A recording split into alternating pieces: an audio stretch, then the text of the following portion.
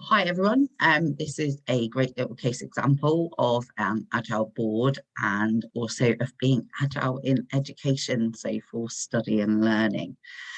So during lockdown, me and my partner were tasked with homeschooling his 8-year-old, and as part of that we were juggling it between us, so we were really having to manage. We were getting a list of things from his teacher every day, and those things we would need to do. So we had various books and things that we needed to do.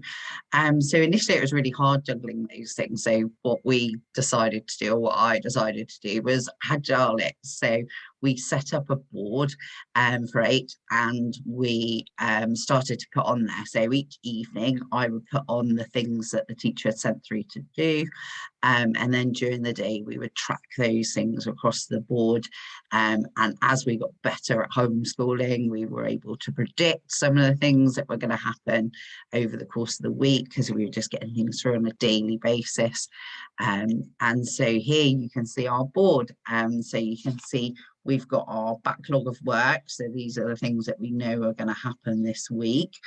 And you can see different colours for different things. So blue is English and yellow is maths, green is science and geography, pink is art and design. So you can see here we've got our backlog, and we've got new things that we've become aware of. So there's going to be a live lesson next week, and we've got half term coming up. And then this is what we're doing today. So these are all the things that we need to get done on our list today. And what we're actually doing at the moment, so we're doing our geography.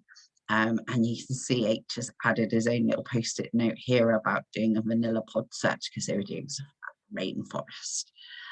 Then we've got a waiting box here as well. So this is where things are stuck. So you can see we've got a science experiment stuck here because we needed, I think it was some string before we could do the experiment. So that one was stuck in waiting.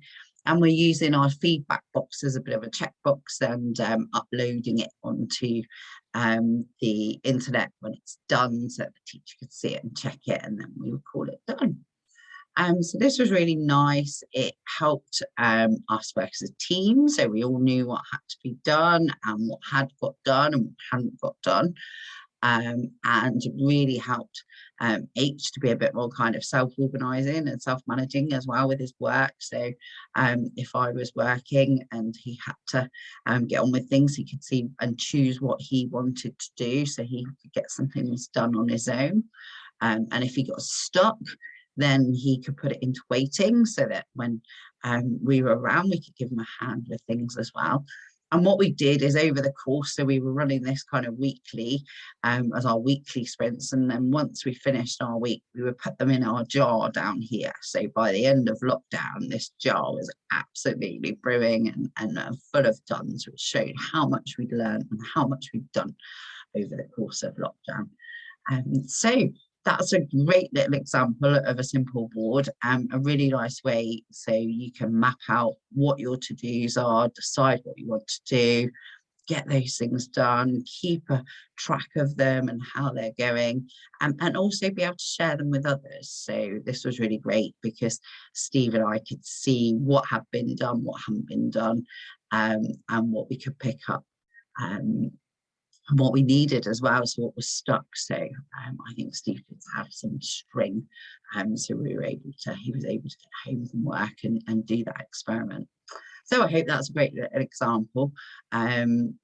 Lots more on Agile education and study and revision. Really great tool for, especially for studying and revising, building assignments, revising for exams, all sorts of different things within our study and education. So really encourage anyone to try it out if you're studying or revising for anything.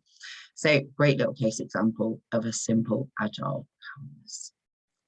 So you can find out more on my website. Visit www.beingagile.co.uk. Thanks very much.